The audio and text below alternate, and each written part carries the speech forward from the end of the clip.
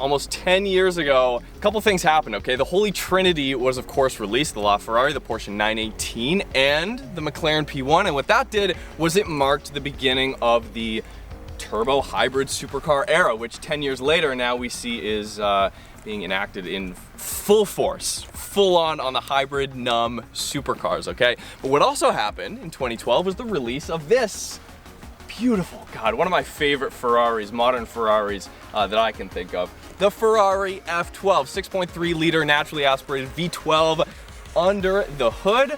And at the time, yeah, a special car. Not a car that was built on the Nürburgring, not a car that was built for lap times, but a car that was built for driving the coast. But that marked a very distinct split in the Ferrari lineup and the supercar lineup. And today, 10 years later, Ferrari's in a race that they did not know that they had to win. And that race is, of course, seeing who can be the last to build a naturally aspirated V12 car.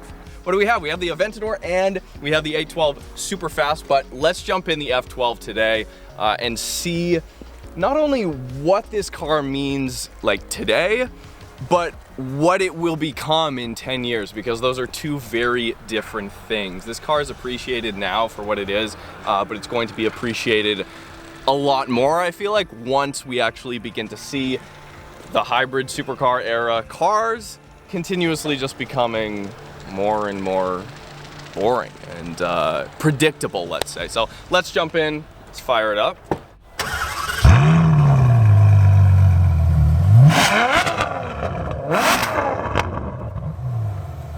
We're gonna put it in race mode, we're gonna mat it, see how she does.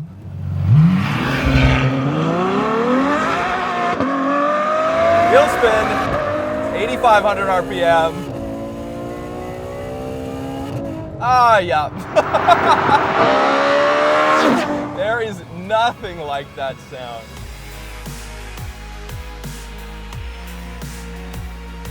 '17 Ferrari F12. One of the greatest Ferraris of all time, one of the great modern Ferraris, and of course the F12 was never sold in a manual. The first V12 front engine GT Ferrari did not come optioned with a manual. And you may be thinking, Marcus, the 599 was not really in a manual either. Well, it was, just there were like 2 of them. And by 2, I mean like 30. Not a Ferrari in my mind that really sticks out like the F40 does, like the F50 does, like the TR does, the Testarossa, or a number of the other kind of classic Ferraris. And it's not on the Lamborghini end kind of like as revolutionary as the Countach, but the F12 is such a modern classic. It is becoming a modern classic because it hasn't gone numb. You know, the NA front-engine Ferraris haven't gone the way of the SF90 hybrids, turbos, really hiding all that makes a car like this, a supercar, fun to drive.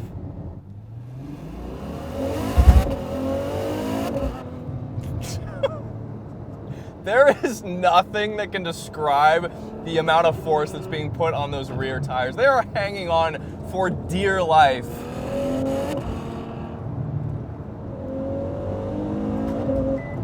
Brutal upshifts, absolutely brutal upshifts here. We are in race mode.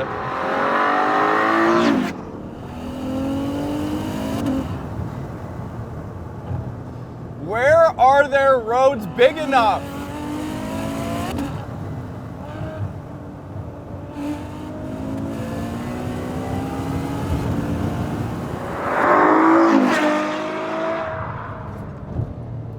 Wow, those brakes. Huge bite at the beginning and then incredible modulation after that. You can really sink in and feel the pressure after that. There's a large distance to go while still keeping feel. The mid-engine Ferraris are like the cars you want to drive to the coast, speed through the twisty roads on your way there, and then once you get to the PCH, now the F12 is absolutely the car you want to have. It's the car you know, online nowadays it seems to be a little bit of a questionable trend to bring your supercar to McDonald's and take Instagram photos. This is the opposite of that. This is not for the chains.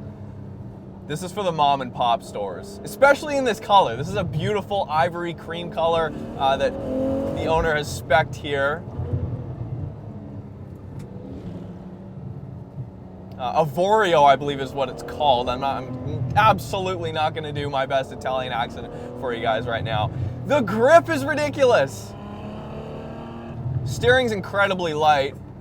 GT3 RS steering, 991.1 and .2, absolutely a little bit more road feel there, but again, that has to do with the fact that this is front mid-engine.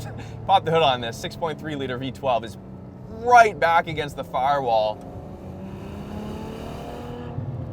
Pinpoint direct. It's almost too direct for the street sometimes. Which is why I'm thankful for those 315s in the back, because the rear end, while it's not getting twitchy, the steering lends itself to very subtle movements, having a large potential to unsettle the car. God, this is fun. Woo! Yeah, rear end kicking out a little bit there. Totally manageable though, it's fun. It is just so capable. And so alive. It is so alive. I have a hard time believing that a 458 or a 488 would be more alive on a tight road like this than an F12.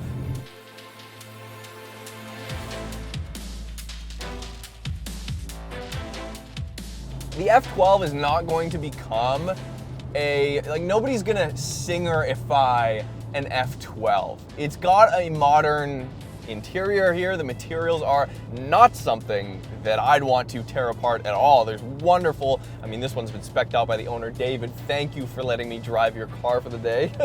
We've got this nice blue Alcantara here, a metallic blue on the steering wheel. But what I do potentially see happening is this could be a huge opportunity for in the future. I mean, I'm at the what I would call an internet kid, but I'm just at the bottom end of, you know, kids aren't learning manual these days. Kids are not getting out there and learning manual. So when I look to the future and see what aftermarket kind of specialty vehicle modification houses will do to this car, what I see is a huge potential for a manual swap business opportunity here. Now, do I think the car needs it? Absolutely not. The dual clutch is phenomenal here, although at low speeds, it has been a little bit more, you know, hesitant to behave than I would have expected. But if you were able to pull something like that off, and it pains me to think of tearing this thing out, but the car isn't as big as I was expecting. And now it just gets me thinking, like, hey, if you were able to, I don't know, I have no idea what transmission you could possibly put in here that would fit or how that would all work. But again, there's enough demand even now for manual supercars that I can't imagine in 10 years that ever being the demand being a problem. Now it's just how you're gonna go about actually doing the development work and the engineering behind making a manual work. It's very interesting. People either get very excited when they see an F12 pass, or they just get incredibly jealous or miserable. Don't do the latter, you guys. This is a beautiful car. It is a stunning car. Appreciate its presence while it is here. The car kind of shrinks when you get onto a road like this. It's not nearly as big as it looks in person. What do you guys think of this interior? You know, at first I was not a big fan of the ivory cream color, but then again, I'd only seen it in a garage, in shadows and kind of at night. But then once I got it out into the sun here, into the daylight, you know, I always thought my favorite color for an F12 was gonna be black.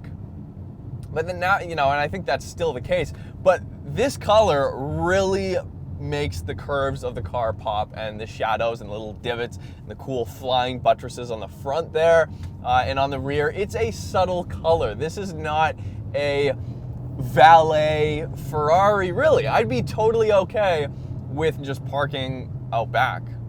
It's not a Ferrari you have to tell people about. The color combo is very interesting. I kind of wish the whole car was in this nice metallic blue that we see on the steering wheel, but David's done an incredible job in speccing out this car. It's been tough to, it's a car that, although it's not complicated per se, it's been tough to really get a handle on driving in the street. It's definitely a car that comes alive on the back road here. This is a car, this is like a book with a working title.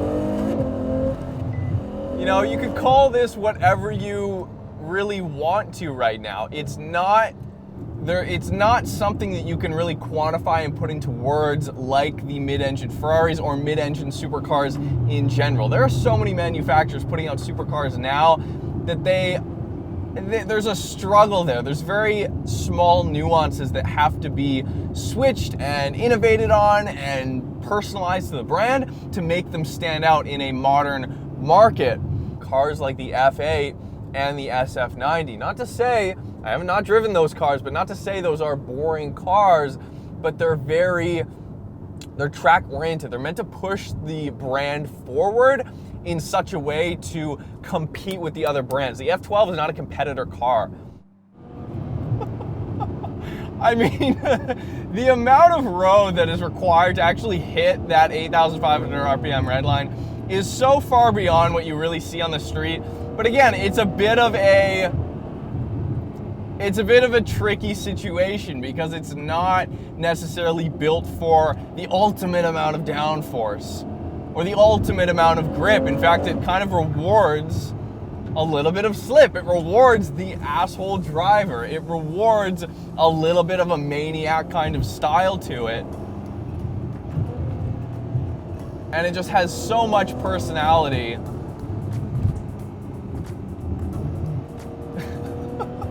It is absolutely the axe throw of the supercar world. Hey, we're just gonna build this thing that looks so intense and that has so much power behind it.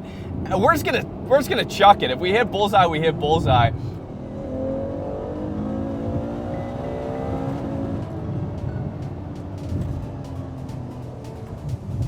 Oh God, what a machine.